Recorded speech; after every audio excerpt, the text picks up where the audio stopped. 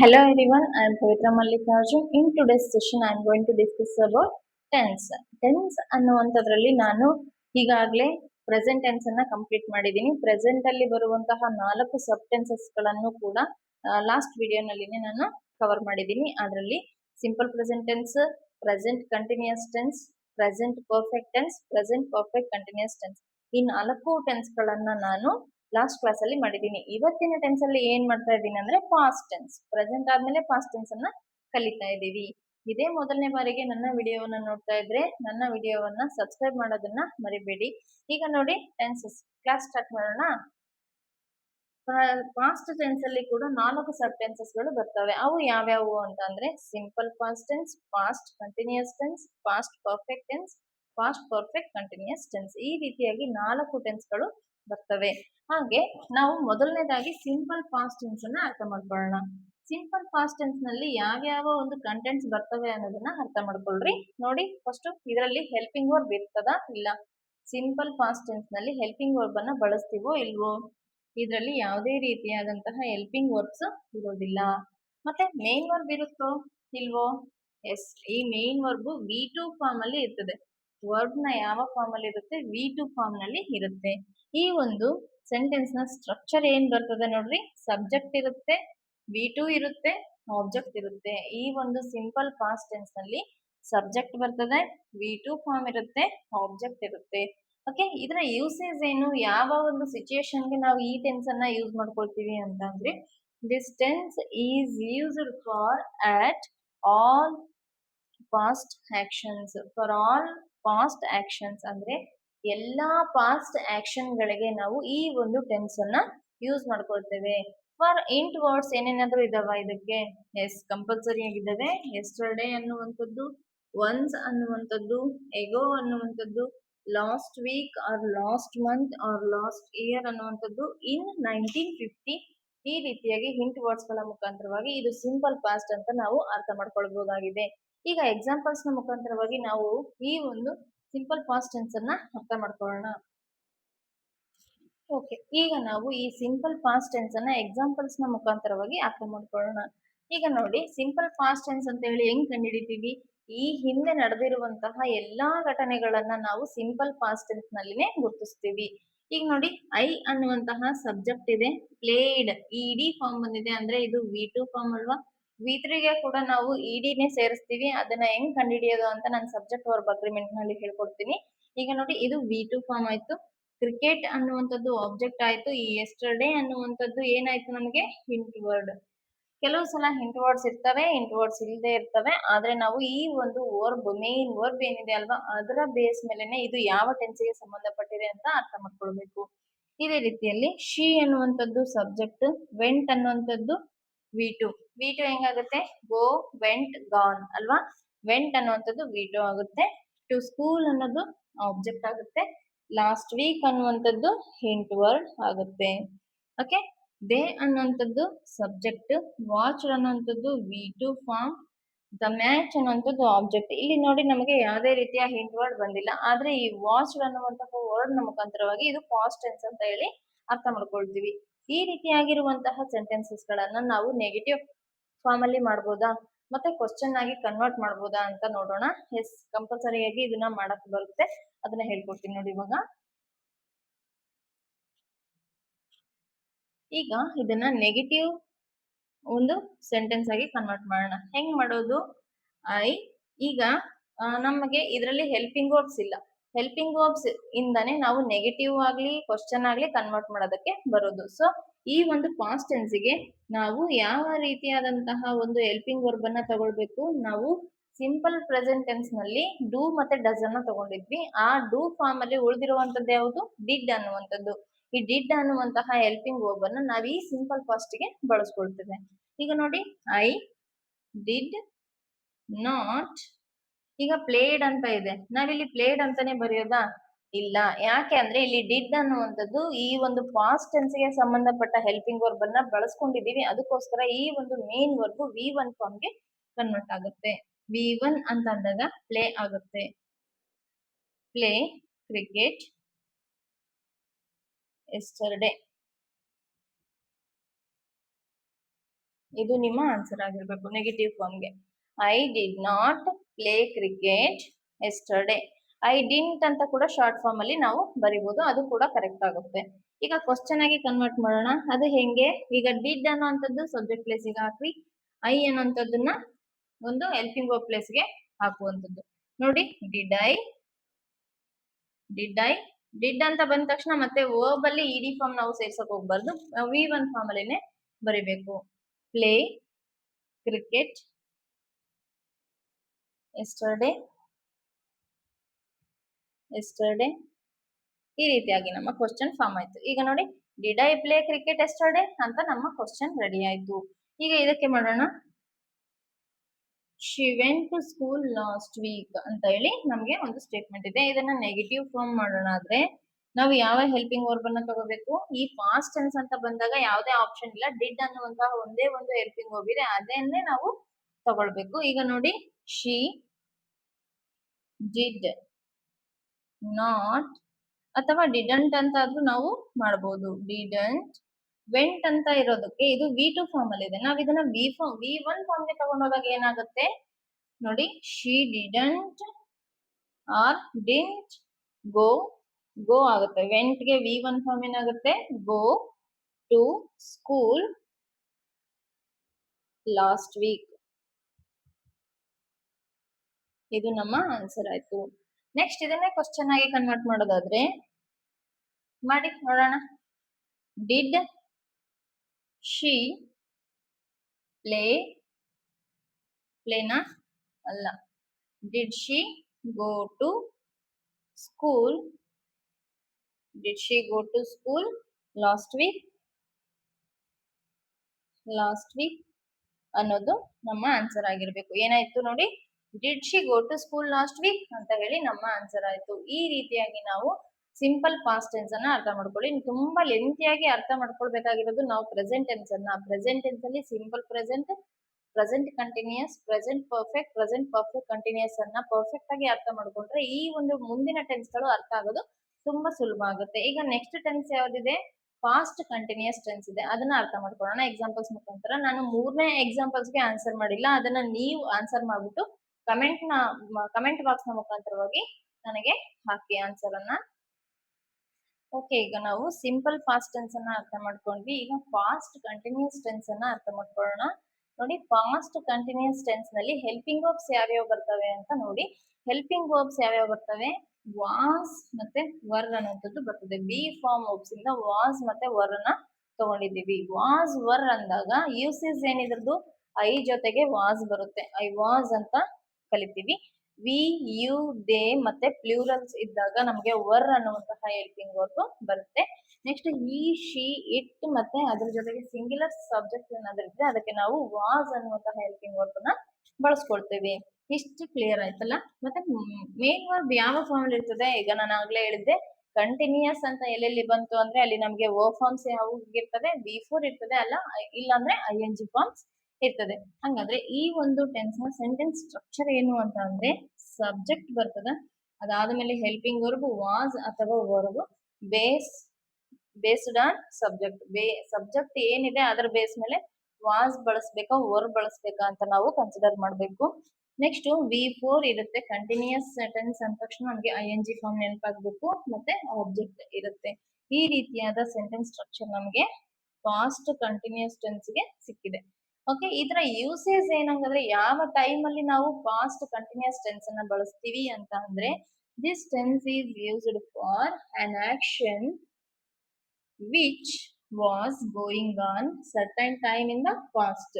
ಇದನ್ನ ಅರ್ಥ ಮಾಡ್ಕೊಳ್ರಿ, ಇದು ಪಾಸ್ಟ್ ಟೆನ್ಸ್ ಆಗಿದೆ. ಪಾಸ್ಟ್ ಟೆನ್ಸ್ ಅಲ್ಲಿ ನಡೀತಾ ಇರಬೇಕು, ಮತ್ತೆ ಪಾಸ್ಟ್ ಟೆನ್ಸ್ ಒಂದು ಸರ್ಟೈನ್ ಟೈಮ್ ಅಲ್ಲಿ ನಡೀತಾ ಇದ್ರೆ ಅದನ್ನ ನಾವು ಏನಂತ ಕರಿತೀವಿ?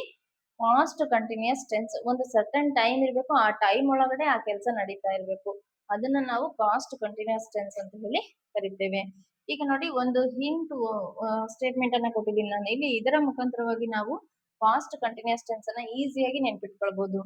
ಪಾಸ್ಟ್ ಟೈಮ್ ಇರಬೇಕು, ಸರ್ಟೈನ್ ಟೈಮ್ ಇರಬೇಕು. ಪಾಸ್ಟ್ ಅಲ್ಲಿ ನಡೆದಿರ್ಬೇಕು ಅಂದ್ರೆ ಒಂದು ಕೆಲಸ ಪಾಸ್ಟ್ ಟೆನ್ಸ್ ಅಲ್ಲಿ, ಪಾಸ್ಟ್ ಅಲ್ಲಿ ಈ ಹಿಂದೆನೆ ನಡೆದಿರ್ಬೇಕು. ಅದು ಯಾವಾಗ ನಡೆದಿರ್ಬೇಕು? ಒಂದು ಸರ್ಟೈನ್ ಟೈಮ್ ಒಳಗಡೆ ಆ ಕೆಲಸ ನಡೀತಾ ಇರ್ಬೇಕು. ಓಕೆ, ಎಕ್ಸಾಂಪಲ್ ಕೊಟ್ಟಿದ್ದೀನಿ ನೋಡ್ರಿ. ಯೆಸ್ಟರ್ಡೇ at 9 PM ಎಸ್ಟರ್ಡೇ ನಿನ್ನೆ ರಾತ್ರಿ 9 ಗಂಟೆ ಆದಾಗ ನಾನು ಏನ್ ಮಾಡ್ತಾ ಇದ್ದೆ? I was sleeping. ಆ ಟೈಮಲ್ಲಿ ನಾನು ನಿದ್ರೆ ಮಾಡ್ತಾ ಇದ್ದೆ ಅಂತ ಹೇಳಿ ಸರ್ಟನ್ ಟೈಮ್ ಜೊತೆಗೆ ಸರ್ಟನ್ ವರ್ಕ್ ಅನ್ನ ಹೇಳಿದಾಗ, ಪಾಸ್ಟ್ ವರ್ಕ್ ಅನ್ನ ಹೇಳಿದಾಗ ಅದು ಪಾಸ್ಟ್ ಕಂಟಿನ್ಯೂಸ್ ಟೆನ್ಸ್ ಆಗುತ್ತೆ. ಒಂದಷ್ಟು ಎಕ್ಸಾಂಪಲ್ಸ್ ಮುಖಾಂತರವಾಗಿ ಇದನ್ನ ಕ್ಲಿಯರ್ ಮಾಡ್ಕೊಳ್ಳೋಣ ನಾವು. ಈಗ ನಾನು ಕೆಲವು ಎಕ್ಸಾಂಪಲ್ಸ್ ಎಲ್ಲ ತಗೊಂಡಿದ್ದೀನಿ. ಇದರ ಮುಖಾಂತರವಾಗಿ ನಾವು ಪಾಸ್ಟ್ ಕಂಟಿನ್ಯೂಸ್ ಟೆನ್ಸ್ ಅನ್ನ ಅರ್ಥ ಮಾಡ್ಕೊಳ್ಳೋಣ. ಇಲ್ಲಿ ನೋಡಿ ವಾಸ್ ಮತ್ತೆ ವರ್ ಅಂತ ಬಂದ್ರೆ ಆ ಸ್ಟೇಟ್ಮೆಂಟ್ ಅಲ್ಲಿ ಅದು ಪಾಸ್ಟ್ ಟೆನ್ಸ್ ಅಂತ ಹೇಳಿ ನಮ್ಗೆ ಅರ್ಥ ಆಗುತ್ತೆ. ಈ ING ಫಾರ್ಮ್ ಬಂದಾಗ ಪಾಸ್ಟ್ ಕಂಟಿನ್ಯೂಸ್ ಟೆನ್ಸ್ ಅಂತ ಹೇಳಿ ಅನ್ಸುತ್ತೆ. ಇದರಲ್ಲಿ ಟೈಮ್ ಕೊಟ್ಟಿಲ್ವಲ್ಲ ಮೇಡಮ್ ನೀವು, ಪಾಸ್ಟ್ ಅಲ್ಲಿ ಇರುವಂತಹ ಸರ್ಟೈನ್ ಟೈಮ್ ಅಂತ ಅಂದ್ರೆ ನಾನು ಇಲ್ಲಿ ಹಿಂಟ್ ವರ್ಡ್ಸ್ ಅನ್ನ ಹಾಕಿದ್ದೀನಿ. ಏನದು? ವಾಸ್ ವರ್ ಅನ್ನುವಂತಹ ವರ್ಡ್ಸ್ ಅನ್ನ ಕೊಟ್ಟಿದ್ದೀನಿ. ವಾಸ್ ವರ್ ಅಂತ ಏನಾದ್ರು ಸ್ಟೇಟ್ಮೆಂಟ್ ಅಲ್ಲಿ ಬಂದ್ರೆ ಅದು ಪಾಸ್ಟ್ ಟೆನ್ಸ್ ಗೆ ಸಂಬಂಧಪಟ್ಟಿರುತ್ತೆ. ಅದರಲ್ಲೂ ಯಾವ ಪಾಸ್ಟ್ ಟೆನ್ಸ್ ಅಂದಾಗ ಕಂಟಿನ್ಯೂಸ್ ಗೆ ING ಫಾರ್ಮ್ಸ್ ಇದಾವೆ. ಓಕೆನಾ? ಈ ರೀತಿಯಾಗಿ ನಾವು ಅರ್ಥ ಮಾಡ್ಕೊಳ್ಳೋಣ. ಈಗ ನಾವು ಇದನ್ನ ನೆಗೆಟಿವ್ ಆಗಿ ಕನ್ವರ್ಟ್ ಮಾಡ್ಬೋದಾ? ಎಸ್, 100% ಮಾಡ್ಬೋದು. ಅವಾಗ ಅದಕ್ಕಿಂತ ಮುಂಚೆ ಇದರಲ್ಲಿ ಯಾವ್ಯಾವ ಕಂಟೆಂಟ್ಸ್ ಇದಾವೆ ಅನ್ನೋದನ್ನ ನೋಡೋಣ. ಐ ಎನ್ನುವಂಥದ್ದು ಸಬ್ಜೆಕ್ಟ್ ಇದೆ. ವಾಸ್ ಅನ್ನುವಂತಹ ಹೆಲ್ಪಿಂಗ್ ವರ್ಬ್. ಐ ವಾಸ್ ಅಂತ ಹೇಳಿದ್ದೆ. ಐ ಪಕ್ಕದಲ್ಲಿ ಯಾವಾಗ್ಲೂ ವಾಸ್ ಅನ್ನೇ ಬಳಸ್ತೀವಿ ನಾವು. V4 ಇದೆ, ಜೊತೆಗೆ ಆಬ್ಜೆಕ್ಟ್ ಇದೆ. ಇದರಲ್ಲೂ ಕೂಡ ಆಸ್ ಇಟ್ ಈಸ್ ನೋಡಿ, ಸಬ್ಜೆಕ್ಟ್ ಇದೆ, ಹೆಲ್ಪಿಂಗ್ ವರ್ಬ್ ಇದೆ, V4 ಇದೆ, ಆಬ್ಜೆಕ್ಟ್ ಇದೆ. ಸಬ್ಜೆಕ್ಟ್ ಇದೆ, ಹೆಲ್ಪಿಂಗ್ ವರ್ಬ್ ಇದೆ. ನಾವು ಹೆಲ್ಪಿಂಗ್ ವರ್ಬ್ ಅನ್ನೋದಕ್ಕಿಂತ ಹೆಲ್ಪಿಂಗ್ ವರ್ಬ್ ಯಾವ ಟೆನ್ಸ್ಗೆ ಯಾವ ಹೆಲ್ಪಿಂಗ್ ವರ್ಬ್ ಬಳಸ್ತಿದೀವಿ ಅನ್ನೋದನ್ನ ನೀವು ಅರ್ಥ ಮಾಡ್ಕೊಳ್ಬೇಕಾಗುತ್ತೆ. ಇಲ್ಲಿ ಮತ್ತೆ V4 ಇದೆ, ಅದಾದ್ಮೇಲೆ ಆಬ್ಜೆಕ್ಟ್ ಇದೆ. ಇವುಗಳನ್ನ ನಾವು ನೆಗೆಟಿವ್ ಫಾರ್ಮ್ ಅಲ್ಲಿ ಮಾಡಬಹುದು, ಕ್ವಶನ್ ಟ್ಯಾಗ್ ಅಲ್ಲಿ ಮಾಡಬಹುದಾ ಅಂತ ಕೇಳಿದ್ರೆ ಎಸ್ ಮಾಡಬಹುದು. ಈಗ ನೋಡೋಣ ಅದನ್ನ ಕಲಿಯೋಣ ಅಂತ ನಾವು. ಈಗ ನೆಗೆಟಿವ್ ಫಾರ್ಮ್ ಮಾಡೋದು ಹೆಂಗೆ? I was not reading book or I wasn't reading book ಅಲ್ವಾ? ಈ ಶಾರ್ಟ್ ಫಾರ್ಮ್ ಆದ್ರೂ ಬರಿಬಹುದು, ನಾವು ಲಾಂಗ್ ಆಗಿ ಕೂಡ ಆದ್ರೂ ಬರಿಬಹುದು. ಕ್ವಶನ್ ಮಾಡೋದಾದ್ರೆ ಹೆಂಗ್ ಮಾಡೋದು? ಹೆಲ್ಪಿಂಗ್ ವರ್ಬ್ ಅನ್ನ ಸಬ್ಜೆಕ್ಟ್ ಪ್ಲೇಸಿಗೆ ತಗೊಂಡ್ಬರೋದಷ್ಟೇ. ವಾಸ್ ಐ ರೀಡಿಂಗ್ ಬುಕ್ ಅಲ್ವಾ? ಕ್ವಶನ್ ಮಾರ್ಕ್ ಇಂದ ಎಂಡ್ ಆಗುತ್ತೆ. ನೆಕ್ಸ್ಟ್ ನೋಡಿ, ಇದನ್ನ ನೆಗೆಟಿವ್ ಮಾಡೋದು. She was cooking food. ಇದನ್ನ ನೆಗೆಟಿವ್ ಆಗಿ ಕನ್ವರ್ಟ್ ಮಾಡೋಣ. She was not cooking food. Or ಇನ್ನು ಹೆಂಗ್ ಮಾಡ್ಬೋದು? ಇದನ್ನ ಶಾರ್ಟ್ ಫಾರ್ಮ್ ಅಲ್ಲಿ ಬರೀತೀನಿ ನೋಡಿ. She wasn't cooking food. ಇಷ್ಟು ನಮ್ಮ ಆನ್ಸರ್ ಆಗಿರುತ್ತೆ. ಇದನ್ನೇ ಕ್ವಶನ್ ಆಗಿ ಮಾಡೋದಾದ್ರೆ ನೋಡಿ, ಇದು ನೆಗೆಟಿವ್ ಫಾರ್ಮ್ ಆಯ್ತು, ಇದು ಕ್ವಶನ್ ಫಾರ್ಮ್ ಮಾಡೋಣ. Was she cooking food? ಇಷ್ಟೇ ನಮ್ಮ ಆನ್ಸರ್. ಅರ್ಥ ಆಯ್ತಲ್ಲ? ಈಗ ಇದನ್ನ ನಿಮ್ಗೆ ಹೋಮ್ವರ್ಕ್ ಕೊಟ್ಟಿದ್ದೀನಿ ನಾನು. ಹೋಮ್ವರ್ಕ್ ನೀವು ಇದನ್ನ ಮಾಡಿ ಕಮೆಂಟ್ ನ ಮುಖಾಂತರವಾಗಿ ನನಗೆ ಆನ್ಸರ್ ಅನ್ನ ತಿಳಿಸಿ. ಈಗ ನೆಕ್ಸ್ಟ್ ಟೆನ್ಸ್ ಗೆ ಹೋಗೋಣ. ನೆಕ್ಸ್ಟ್ ಟೆನ್ಸ್ ಯಾವ್ದಿದೆ? Past perfect. Okay, past tense ಅಲ್ಲಿ ಪಾಸ್ಟ್ ಸಿಂಪಲ್ ಪಾಸ್ಟ್ ಆಯ್ತು, ಪಾಸ್ಟ್ ಕಂಟಿನ್ಯೂಸ್ ಆಯ್ತು. ಈಗ ಮೂರನೇ ಟೆನ್ಸ್ ಯಾವುದು ಅಂತ ಹೇಳಿದ್ರೆ past perfect tense. Past perfect tense ಅಲ್ಲಿ ಯಾವ ರೀತಿಯಾದಂತಹ ಹೆಲ್ಪಿಂಗ್ ವರ್ಬ್ಸ್ ಅನ್ನ ಬಳಸ್ತೀವಿ ಅಂತ ಅಂದ್ರೆ ಹ್ಯಾಡ್ ಅನ್ನುವಂತಹ ಹೆಲ್ಪಿಂಗ್ ವರ್ಬ್. ಈಗಾಗಲೇ ನಾವು ಹ್ಯಾವ್ ಮತ್ತೆ ಹ್ಯಾಸ್ ಅನ್ನ ಪ್ರೆಸೆಂಟ್ ಪರ್ಫೆಕ್ಟ್ ಟೆನ್ಸ್ ಅಲ್ಲಿ ಬಳಸ್ಕೊಂಡಿದ್ದೀವಿ. ಹ್ಯಾವ್ ಫಾರ್ಮ್ ಅಲ್ಲಿ ಉಳಿದಿರುವಂತದ್ದು ಯಾವುದು? ಹ್ಯಾಡ್ ಅನ್ನ ಪಾಸ್ಟ್ ಟೆನ್ಸ್ ಗೆ ಬಳಸ್ಕೊಳ್ತೀವಿ, ಅದರಲ್ಲೂ ಪಾಸ್ಟ್ ಪರ್ಫೆಕ್ಟ್ ನಲ್ಲಿ. ಇದರಲ್ಲಿ ಮೇನ್ ವರ್ಬ್ ಇರುತ್ತಾ ಅಂದ್ರೆ ಎಸ್ ಇರುತ್ತೆ. ಯಾವುದು? V3 ಫಾರ್ಮ್ ಅಲ್ಲಿ ಇರುತ್ತೆ ವರ್ಬ್. ಓಕೆ, ಇದರ ಸೆಂಟೆನ್ಸ್ ಸ್ಟ್ರಕ್ಚರ್ ಏನು? ಸಬ್ಜೆಕ್ಟ್ ಇರುತ್ತೆ, ಹ್ಯಾಡ್ ಇರುತ್ತೆ, V3 ಆಬ್ಜೆಕ್ಟ್ ಇರುತ್ತೆ. ಇದು ಸೆಂಟೆನ್ಸ್ ಸ್ಟ್ರಕ್ಚರ್. ಯಾವ ಸೆಂಟೆನ್ಸ್ ಸ್ಟ್ರಕ್ಚರ್ ಆಗುತ್ತೆ ಇದು? ಪಾಸ್ಟ್ ಪರ್ಫೆಕ್ಟ್ ಟೆನ್ಸ್ ನ ಸೆಂಟೆನ್ಸ್ ಸ್ಟ್ರಕ್ಚರ್ ಆಯ್ತು. ಯೂಸೇಜ್ ಏನಿದ್ರದ್ದು ಹಾಗಾದ್ರೆ? That this tense is used for. ಈ ಒಂದು ಟೆನ್ಸ್ ಏನಕ್ಕೆ ಯೂಸ್ ಆಗುತ್ತೆ ಅಂತ ಹೇಳಿದ್ರೆ an action which had completed before certain time in the past. ಒಂದು ಸರ್ಟೈನ್ ಟೈಮ್ ಪಾಸ್ಟ್ ಅಲ್ಲಿ ಇರುತ್ತೆ. ಆ ಒಂದು ಸರ್ಟೈನ್ ಟೈಮ್ ಗಿಂತ ಮುಂಚೆನೆ ಆ ಒಂದು ವರ್ಕ್ ಕಂಪ್ಲೀಟ್ ಆಗ್ಬಿಟ್ಟಿದ್ರೆ ಅದನ್ನ ನಾವು ಈ ಒಂದು ಪಾಸ್ಟ್ ಪರ್ಫೆಕ್ಟ್ ಅಂತ ಹೇಳಿ ಗುರುತಿಸ್ತೀವಿ. ಈಗ ನೋಡಿ, ಒಂದು ನೋಟ್ ಅನ್ನು ಕೊಟ್ಟಿದ್ದೀನಿ. ಪಾಸ್ಟ್ ಟೈಮ್ ಇರಬೇಕು. ಬೈ ಅಂತ ಯಾವಾಗ ಬಳಸ್ತೀವಿ ನಾವು? ಒಂದು ಸರ್ಟೈನ್ ಟೈಮ್ಗಿಂತ ಮುಂಚೆನೆ ಆ ಕೆಲಸ ಮುಗಿದೋಗಿದ್ರೆ, ಓಕೆ, ಸರ್ಟೈನ್ ಟೈಮ್ ಮುಂಚೆನೆ ಇಂದ ಆ ಒಂದು ವರ್ಕ್ ಕಂಪ್ಲೀಟ್ ಆಗಿದ್ರೆ ಅದನ್ನ ನಾವು ಪಾಸ್ಟ್ ಪರ್ಫೆಕ್ಟ್ ಟೆನ್ಸ್ ಅಂತ ಹೇಳಿ ಕರಿತೇವೆ. ಅರ್ಥ ಆಯ್ತಲ್ಲ? ಮತ್ತೆ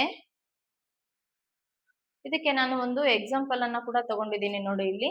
Yesterday by 9 AM, yesterday by 9 AM I had slept. ನಾನು 9 ಗಂಟೆಗಿಂತ ಮುಂಚೆನೆ ನಾನು ಮಲಗ್ಬಿಟ್ಟಿದ್ದೆ. 9 ಗಂಟೆ ಅಷ್ಟೊತ್ತಿಗೆ ನಾನು ನಿನ್ನೆ ನಿದ್ದೆ ಹೋಗ್ಬಿಟ್ಟಿದ್ದೆ ಅಂತ ಹೇಳೋದಕ್ಕೆ ನಾನು ಈ ಟೆನ್ಸ್ ಅನ್ನ ಬಳಸ್ಕೊಳ್ತಾ ಇದ್ದೀನಿ. ಇದನ್ನ ಒಂದಷ್ಟು ಎಕ್ಸಾಂಪಲ್ಸ್ ನ ಮುಖಾಂತರವಾಗಿ ನಾವು ಅರ್ಥ ಮಾಡ್ಕೊಳ್ಳೋಣ. ಓಕೆ, ಈಗ ನಾನು ಪಾಸ್ಟ್ ಪರ್ಫೆಕ್ಟ್ ಟೆನ್ಸ್ಗೆ ಒಂದಷ್ಟು ಎಕ್ಸಾಂಪಲ್ಸ್ ಅನ್ನ ತಗೊಂಡಿದ್ದೀನಿ ನೋಡಿ ಇಲ್ಲಿ. ಏನೇನ್ ತಗೊಂಡಿದ್ದೀನಿ?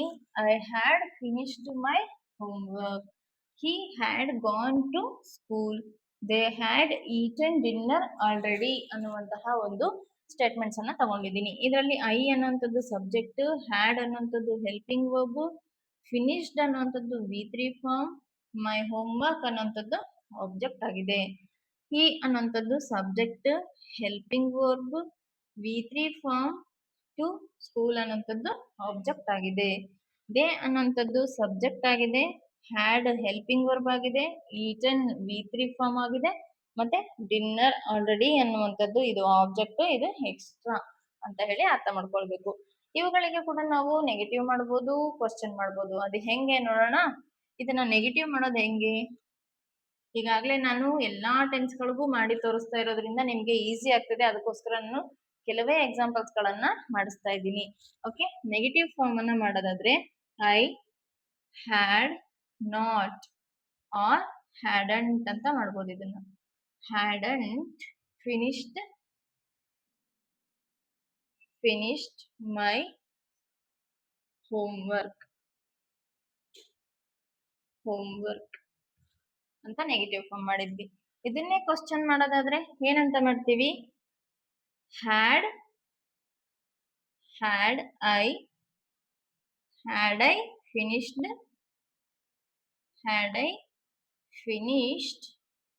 ಮೈ ಹೋಮ್ವರ್ಕ್ ಅಂತ ಕ್ವಶನ್ ಮಾಡ್ಬೋದು ನಾವು. ಓಕೆನಾ? ಈಗ he had gone to school ಅಂತ ಇದೆಲ್ಲ, ಅದನ್ನ ನಾವು ಏನ್ ಮಾಡ್ಬೇಕು ಈಗ? ಐ ಫಿನಿಶ್ಡ್ ಮೈ ಹೋಮ್ವರ್ಕ್ ಅಂತ ಮಾಡಿದೀನಿ. ಇದು ಕರೆಕ್ಟ್ ಆಗಿದೆನಾ? ಹಂಗಾದ್ರೆ ನೋಡಿ, ಏನ್ ಚೇಂಜ್ ಮಾಡ್ಬೇಕು ಇಲ್ಲಿ? ಸ್ವಲ್ಪ ಯೋಚನೆ ಮಾಡಿ ನೋಡೋಣ.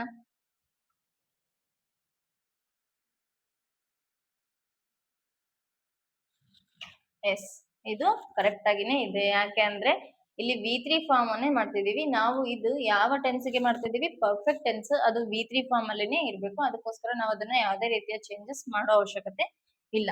ಈಗ ನೆಗೆಟಿವ್ ಫಾರ್ಮ್ ಏನಾಗುತ್ತೆ? He had gone to school. ಅವಾಗ ಹಿ ಹ್ಯಾಡಂಟ್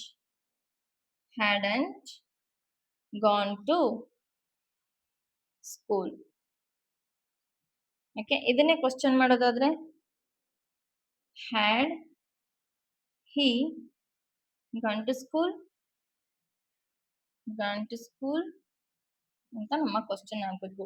ಇದು ನಿಮಗೆ ಹೋಮ್ ವರ್ಕ್. ಇದನ್ನ ಮಾಡಿ ಕಮೆಂಟ್ ಸೆಕ್ಷನ್ ನ ಮೂಲಕ ನನಗೆ ಆನ್ಸರ್ ಅನ್ನ ತಿಳಿಸಿ. ಇನ್ನು ಒಂದು ಉಳಿದಿದೆ, ಅದು ಯಾವುದು ಅಂತಂದ್ರೆ ಪಾಸ್ಟ್ ಪರ್ಫೆಕ್ಟ್ ಕಂಟಿನ್ಯೂಸ್ ಟೆನ್ಸ್. ಅದನ್ನ ಕೂಡ ಇವಾಗ ಕಲ್ತ್ಬಿಡೋಣ ನೋಡಿ. ಓಕೆ, ಈಗ ಪಾಸ್ಟ್ ಟೆನ್ಸ್ ನಲ್ಲಿನೇ 4ನೇ ಟೆನ್ಸ್ ಯಾವುದು ಅಂತ ಅಂದ್ರೆ ಪಾಸ್ಟ್ ಪರ್ಫೆಕ್ಟ್ ಕಂಟಿನ್ಯೂಸ್ ಟೆನ್ಸ್. ಇದರಲ್ಲಿ ಯೂಸೇಜ್ ಏನು ಅಂತ ಹೇಳಿ ತಿಳ್ಕೊಳ್ಳೋಣ. ಮತ್ತೆ ಹೆಲ್ಪಿಂಗ್ ವರ್ಬ್ಸ್ ಬರ್ತದ ಇಲ್ಲೋ, ಎಂತ ಹೆಲ್ಪಿಂಗ್ ವರ್ಬ್ ಬರುತ್ತೆ, ಅದ್ರ ಜೊತೆಗೆ ಮೇನ್ ವರ್ಬ್ ಏನೇನಿರುತ್ತೆ ಅಂತ ಹೇಳಿ ಅರ್ಥ ಮಾಡ್ಕೊಳ್ಳೋಣ.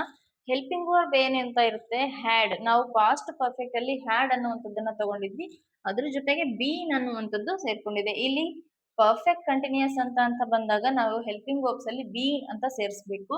ಮೇನ್ ವರ್ಬ್ ಏನಾಗಿರುತ್ತೆ? ಕಂಟಿನ್ಯೂಸ್ ಅಂದ ತಕ್ಷಣ V4 ಆಗಿರ್ತದೆ. ಇದರ ಸೆಂಟೆನ್ಸ್ ಸ್ಟ್ರಕ್ಚರ್ ನೋಡೋದಾದ್ರೆ ಸಬ್ಜೆಕ್ಟ್ ಇರುತ್ತೆ, ಹ್ಯಾಡ್ ಬೀನ್ ಇರುತ್ತೆ, V4 ಇರುತ್ತೆ, ಅಥವಾ ING ಫಾರ್ಮ್ ಅಂತಾದ್ರೂ ಹೇಳ್ಬೋದು, ಆಬ್ಜೆಕ್ಟ್ ಇರುತ್ತೆ. ಇದು ಈ ಒಂದು ಪಾಸ್ಟ್ ಪರ್ಫೆಕ್ಟ್ ಟೆನ್ಸ್ ನ ಸೆಂಟೆನ್ಸ್ ಸ್ಟ್ರಕ್ಚರ್ ಆಗಿದೆ. ಇದರ ಯೂಸೇಜ್ ಏನು ಹಾಗಾದ್ರೆ ನೋಡಿ, ಅರ್ಥ ಮಾಡ್ಕೊಳ್ರಿ. This tense is used for. ಈ ಒಂದು ಟೆನ್ಸ್ ಏನಕ್ಕೆ ಯೂಸ್ ಆಗುತ್ತೆ ಅಂತ ಹೇಳಿದ್ರೆ, an action which begins in the past. ಒಂದು ಆಕ್ಷನ್ ಬಿಗಿನ್ಸ್ ಆಗೋದಕ್ಕಿಂತ ಮುಂಚೆ, ಅಂದ್ರೆ ಒಂದು action begins in the past past ಅಲ್ಲೇ ಒಂದು ಕೆಲಸ ಸ್ಟಾರ್ಟ್ ಆಗ್ಬಿಟ್ಟು ಕಂಟಿನ್ಯೂಸ್ ಇನ್ ದ ಪಾಸ್ಟ್, ಅದೇ ಪಾಸ್ಟ್ ನಲ್ಲಿನೇ ಆ ಒಂದು ಕೆಲಸ ಕಂಟಿನ್ಯೂ ಆಗಿ and ends in the past ಅಲ್ಲಿನೇ ಆ ಒಂದು ಕೆಲಸ ಕೊನೆ ಆಗಿರುತ್ತೆ. ಯಾವಾಗ ಕೊನೆ ಆಗುತ್ತೆ? Before another action begins. ಇನ್ನ ಒಂದು ಆಕ್ಷನ್ ಸ್ಟಾರ್ಟ್ ಆಗೋದಕ್ಕಿಂತ ಮುಂಚೆ ಒಂದು ಆಕ್ಷನ್ ಸ್ಟಾರ್ಟ್ ಆಗಿ ಕಂಟಿನ್ಯೂ ಆಗಿ ಅಲ್ಲೇ ಎಂಡ್ ಆಗಿರುತ್ತೆ. ಅದ್ ಯಾವಾಗ?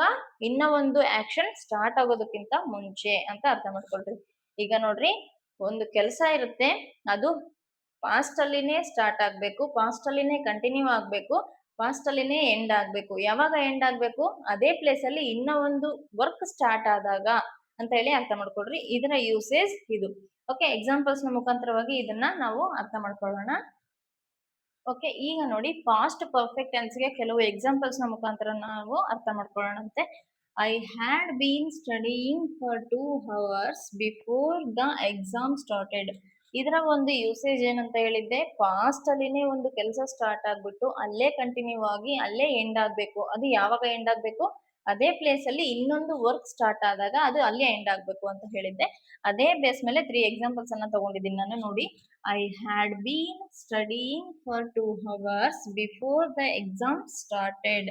ಬಿಫೋರ್ ದ ಎಕ್ಸಾಮ್ ಸ್ಟಾರ್ಟೆಡ್ ಅಂತ ಹೇಳಿ, ಇಲ್ಲಿ ಎಕ್ಸಾಮ್ ಸ್ಟಾರ್ಟ್ ಆಗೋದಕ್ಕಿಂತ ಮುಂಚೆನೆ ಏನ್ ವರ್ಕ್ ನಡೆದಿದೆ? ಪ್ರಿಪರೇಷನ್ ನಡೆದಿದೆ. ಅಲ್ಲೇ ಪ್ರಿಪರೇಷನ್ ನಡೆದು ಅಲ್ಲೇ ಕಂಟಿನ್ಯೂ ಆಗಿ ಅಲ್ಲೇ ಎಂಡ್ ಆಗಿದೆ. ಯಾವಾಗ? ಎಕ್ಸಾಮ್ ಸ್ಟಾರ್ಟ್ ಆಗೋದಕ್ಕಿಂತ ಮುಂಚೆ ಅಷ್ಟೆಲ್ಲ ನಡೀತು. ಐ ಅಂತದ್ದು ಸಬ್ಜೆಕ್ಟ್ ಇದೆ, ಹ್ಯಾಡ್ ಬೀನ್ ಅನ್ನುವಂತ ಹೆಲ್ಪಿಂಗ್ ವರ್ಬ್ ಇದೆ. ಇಲ್ಲಿ ನೋಡಿ, ಬಿಫೋರ್ ಅಂತ ನಮ್ಗೆ ಮೇನ್ ವರ್ಬ್ ಇದೆ, ಮತ್ತೆ ಇದೆಲ್ಲ ಕೂಡ ಆಬ್ಜೆಕ್ಟ್ ಆಗುತ್ತೆ. ಬಿಫೋರ್ ಅನ್ನೋ ಒಂದು ಹಿಂಟ್ ವರ್ಡ್ ಇದೆ ನೋಡಿ. ಈ ಒಂದು ಹಿಂಟ್ ವರ್ಡ್ ಬಂದತ್ತೆ ಅಂತ ಹೇಳಿದ್ರೆ ನಮಗೆ ಅದು ಪಾಸ್ಟ್ ಪರ್ಫೆಕ್ಟ್ ಕಂಟಿನ್ಯೂಸ್ ಟೆನ್ಸ್ ಆಗಿರುತ್ತೆ. ಅದಾದ್ಮೇಲೆ ಇಲ್ಲಿ ನೋಡಿ, V4 ಬಂದಿದೆ. ಇಲ್ಲಿ ಏನಿದೆ? ದ ಎಕ್ಸಾಮ್ ಅನ್ನೋಂಥದ್ದು ಮತ್ತೆ ಸಬ್ಜೆಕ್ಟ್, ಇದು V2. ಒಂದೇ ಸೆಂಟೆನ್ಸ್ ಅಲ್ಲಿ V4 ಮತ್ತೆ V2 ಅನ್ನುವಂತಹ ಎರಡು ಮೇನ್ ವರ್ಬ್ಗಳು ಈ ಒಂದು ಟೆನ್ಸ್ ಅಲ್ಲಿ ನಾವು ಕಾಣ್ತೇವೆ. ಅದೇ ರೀತಿಯಲ್ಲಿ ನೋಡಿ, she had been cooking since morning. ಆಕಿ ಅಡಿಗೆಯನ್ನ ಬೆಳಗ್ಗೆ ಒಂದು ಟೈಮ್ ಅಲ್ಲಿ ಅಲ್ಲಿಂದ ಅಡಿಗೆ ಸ್ಟಾರ್ಟ್ ಮಾಡಿ ಕಂಟಿನ್ಯೂ ಮಾಡಿ ಆ ಅಡಿಗೆಯನ್ನ ಪೂರ್ತಿ ಮಾಡಿದ್ಲು. Before the guests arrived. ಯಾವಾಗ? ಗೆಸ್ಟ್ಗಳು ಬಂದಾಗ ಅವಳು ಬರೋದಕ್ಕಿಂತ ಮುಂಚೆನೆ ಎಲ್ಲಾ ಕೆಲಸವನ್ನ ಮುಗಿಸ್ಬಿಟ್ಟಿದ್ಲು. ಬರೋ ಅಷ್ಟೊತ್ತಿಗೆ ಅವರ ಕೆಲಸ ಕಂಪ್ಲೀಟ್ ಆಗಿತ್ತು. ಇಲ್ಲಿ ಕುಕ್ಕಿಂಗ್ ಅನ್ನುವಂತಹ V4 ಫಾರ್ಮ್ ಇದೆ, ಇಲ್ಲಿ V2 ಫಾರ್ಮ್ ಇದೆ. ಒಂದೇ ಸೆಂಟೆನ್ಸ್ ಅಲ್ಲಿ ಎರಡೆರಡು ಮೇನ್ ವರ್ಬ್ಗಳು ಬಂದು ಈ ರೀತಿಯಾದಂತಹ ಅರ್ಥವನ್ನ ಕೊಡ್ತವೆ. ಈಗ ನೋಡಿ, they had been playing cricket for an hour before it rained. ಅವರೆಲ್ಲರೂ ಕೂಡ ಆಟ ಆಡ್ತಾ ಇದ್ರು. ಏನ್ ಆಟ ಆಡ್ತಾ ಇದ್ರು? ಕ್ರಿಕೆಟ್ ಆಡ್ತಾ ಇದ್ರು. ಎಷ್ಟೊತ್ತು ಆಡಿದ್ರು? ಆನ್ ಅವರ್, 1 hour ಅಷ್ಟು ಆಟ ಆಡ್ತಾ ಇದ್ರು. ಯಾವಾಗ ಆಟ ಆಡ್ತಿದ್ರು? ಬಿಫೋರ್ ಇಟ್ ರೈನ್ಡ್, ಮಳೆ ಬರೋದಕ್ಕಿಂತ ಮುಂಚೆನೆ ಅವರು ಆಟವನ್ನ ಸ್ಟಾರ್ಟ್ ಮಾಡಿ ಕಂಟಿನ್ಯೂ ಮಾಡಿ ಎಂಡ್ ಮಾಡಿದ್ರು. ಯಾವಾಗ? ರೈನ್ ಬರೋದಕ್ಕಿಂತ ಮುಂಚೆ. ರೈನ್ ಬಂದ್ಮೇಲೆ ಅದು ಅಲ್ಲಿಗೆ ಸ್ಟಾಪ್ ಆಯ್ತು. ಈ ರೀತಿಯಾಗಿ ಈ ಟೆನ್ಸ್ ನ ಯೂಸೇಜ್ ಇದೆ. ನಾವು ಈ ಫಾರ್ಮುಲಾ ಏನ್ ಬರ್ಸಿದೀನಲ್ಲ, ಆ ಫಾರ್ಮುಲಾ ಬೇಸ್ ಮೇಲೆ ಕಲ್ತ್ರೆ ಈ ಟೆನ್ಸ್ ಗಳನ್ನ ಕಲಿಯೋದು ತುಂಬಾ ಈಸಿ. ಈ ಒಂದು ಫ್ಯೂಚರ್ ಟೆನ್ಸ್ ಒಂದು ಉಳ್ಕೊಂಡಿದೆ, ಅದನ್ನ ಆದ್ಮೇಲೆ ನಾನು ಎಲ್ಲಾ ಒಂದೇ ಒಂದು ವಿಡಿಯೋದಲ್ಲಿ ಎಲ್ಲಾ ಟೆನ್ಸ್ ನ ಯೂಸೇಜ್ ಅನ್ನ ಹೇಳ್ತೇನೆ. If you like my video, please subscribe, share, comment to my video. If you like, and press like button. Thank you for watching. If you have any doubt, please comment to my comment section. Thank you for watching.